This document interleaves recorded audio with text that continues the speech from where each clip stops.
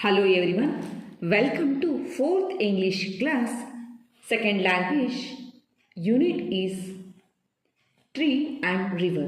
Today we will discuss about a beautiful topic, tree and river. So once again I will read it, then I explain this topic. One day a tree saw a river. The river was crying. The tree asked the river why it was crying. It wept its tear and said, "My dear friend, I am going to die very soon. Look at me. There is no water left in me. People dump in waste. The waste is choking me. I can't live anymore in this condition." But, friend, you look sad. What is the matter? The tree said, "Dear river, I am not fortunate either. I am also in the same state as you are. People cut me down without any mercy. Besides, there is no water for me too." The tree and the river discussed the matter. They decided to find the solution to the problem. They thought of writing letter to the government. They wrote a letter to the Chief Minister of Karnataka. The letter read like this.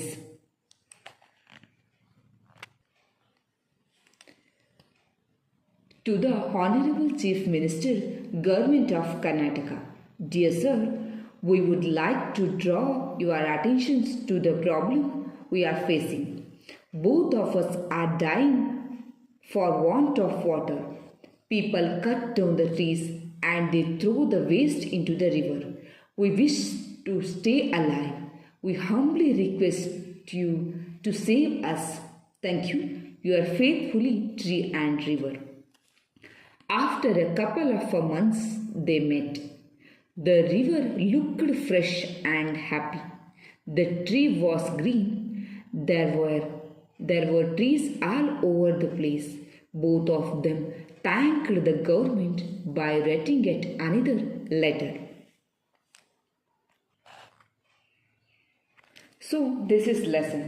So ಈಗೇನು ಮಾಡುವ ಅಂತಂದರೆ ಇವತ್ತು ನಾವು ಮರ ಹಾಗೂ river ಅಂದರೆ ನದಿ ಏನೆಲ್ಲ ಮಾತನಾಡ್ಕೊಳುತ್ತೆ ಅನ್ನೋದ್ರ ಬಗ್ಗೆ ಒಂದು ಸುಂದರವಾದ ಪಾಠವನ್ನು ಕೊಟ್ಟಿದ್ದಾರೆ. ಆ ಪಾಠ ಏನು ಹೇಳುತ್ತೆ ಅನ್ನೋದನ್ನು ಇವತ್ತಿನ ತರಗತಿಯಲ್ಲಿ ನೋಡ್ತಾ ಹೋಗು.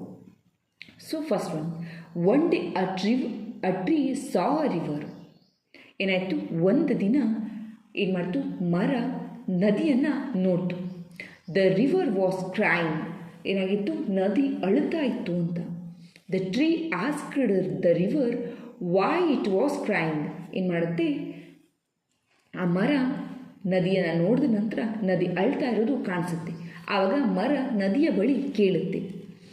It weeped its tears and said. ಅದೇನು ಮಾಡುತ್ತೆ, ಹೇಳುತ್ತೆ, my dear friend, I am going to die very soon. ಏನಾಗುತ್ತೆ, ಪ್ರೀತಿಯ ಒಂದು ಗೆಳೆಯ, ನಾನೇನಾಗ್ತೀನಿ, ಸಾಯಲಿಕ್ಕೆ ಹೊರಟಿದ್ದೀನಿ, ಅಂದರೆ ಸಾಯ್ತೀನಿ ಅಂತ ಹೇಳಿ. ಲುಕ್ ಎಟ್ ಮೀ, ನನ್ನನ್ನು ನೋಡು. There is no water left in me. People dump in waste. ನಾನೇನಾಗಿದ್ದೀನಿ, ನನ್ನ ಹತ್ರ ಯಾವ ರೀತಿಯಲ್ಲೂ ಕೂಡ ಏನಾಗಿಲ್ಲ, there is no water left me.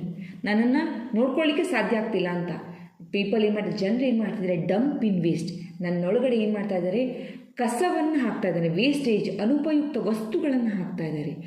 The waste is ಚಾಕಿಂಗ್ me. ಏನು ಮಾಡ್ತಾ ಇದ್ದಾರೆ, ನನ್ನಲ್ಲಿ ಕಸ, ಏನಾದ್ರು ಮಲಿನ ವಸ್ತುಗಳನ್ನು ಏನು ಮಾಡ್ತಾ ಇದ್ದಾರೆ, ಹಾಕ್ತಾ ಇದ್ದಾರೆ. I can't live any more in this condition. ನನ್ನ ಹತ್ರ ಏನಾಗಲಿಕ್ಕೆ ಸಾಧ್ಯ ಇಲ್ಲ, ನನ್ನ ಹತ್ರ ಬದುಕಲಿಕ್ಕೆ ಸಾಧ್ಯ ಇಲ್ಲ, ನನ್ನನ್ನು ಕೊಳೆ ಮಾಡಿಬಿಟ್ಟಿದ್ದಾರೆ ಅಂತ ಹೇಳಿ. ಇಂಥ ಕಂಡೀಷನ್, ಇಂಥ ಪರಿಸ್ಥಿತಿಯಲ್ಲಿ ನಾನು ಬದುಕಲಿಕ್ಕೆ ಸಾಧ್ಯ ಇಲ್ಲ. But friend, you look sad. What is the matter. ಆದರೆ ನೀನು ಕೂಡ ಯಾವುದೋ ಒಂದು ರೀತಿಯಲ್ಲಿ ಬೇಸರದಲ್ಲಿ ಕಾಣಿಸ್ತಾ ಇದೆಯಾ, ಏನಾಯಿತು ಅಂತ ಹೇಳಿ ನದಿ ಮರಕ್ಕೆ ಕೇಳುತ್ತೆ. The tree said, dear river, I am not fortunate ಐದರ್.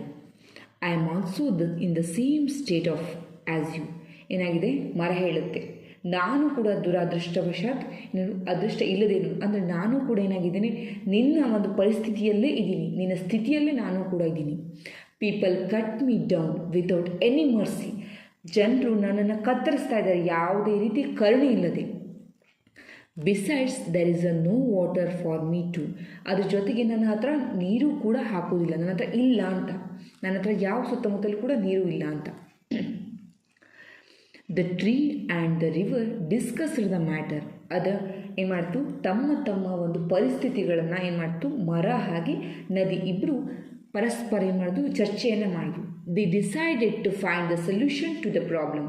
ಏನು ಮಾಡ್ತು, ಅವು ಎರಡು ಜನ ಡಿಸೈಡ್ ಮಾಡಿದ್ರು, ನಾವು ಸೊಲ್ಯೂಷನ್ ಪರಿಹಾರವನ್ನು ಕಂಡುಹಿಡ್ಕೋಬೇಕು ನಮ್ಮ ಒಂದು ಪರಿಸ್ಥಿತಿಗೆ. ಅಂದರೆ ಮನುಷ್ಯ ತನ್ನ ಸ್ವಾರ್ಥಕ್ಕಾಗಿ ಒಂದು ಕಡೆ ಮರವನ್ನು, ಕಾಡುಗಳನ್ನು ನಾಶ ಮಾಡ್ತಾ ಇದ್ದಾನೆ. ಅವನಿಗೆ ಬೇಕಾದಂಥ ಫರ್ನಿಚರ್ಗಿರ್ಬೋದು ಅಥವಾ ಬಿಲ್ಡಿಂಗ್ಸ್ಗಳನ್ನು ಕಟ್ಟೋದಕ್ಕೆ ಇರ್ಬೋದು. ಅದರ ಜೊತೆಗೆ ನದಿಯನ್ನು ಏನು ಮಾಡ್ತಾ ಇದ್ದಾನೆ, ಅಲ್ಲಿ ಪಾತ್ರೆನ ತೊಳೆದಿರ್ಬೋದು, ಮಲಿನತೆಯನ್ನು ಹಾಕೋದಿರ್ಬೋದು, ಪ್ರಾಣಿಗಳನ್ನು ಮೇಯಿಸೋದಿರ್ಬೋದು, ಒಟ್ಟಾರೆಯಾಗಿ ನೀರನ್ನು ಕೂಡ ಅಷ್ಟೇ ಕೊಳೆಯನ್ನು ಮಾಡ್ತಾ ಇದ್ದಾನೆ. ಸೊ ಹಾಗಾಗಿ ಅವರು ಎರಡು ಪರಿಸ್ಥಿತಿಗಳನ್ನು ಚರ್ಚೆ ಮಾಡಿಕೊಂಡು ಈ ಪ್ರಾಬ್ಲಮ್ಗೆ ಸೊಲ್ಯೂಷನ್ಸ್ ಏನು ಅಂತ ಹೇಳಿ ಯೋಚನೆಯನ್ನು ಮಾಡ್ತಾರೆ.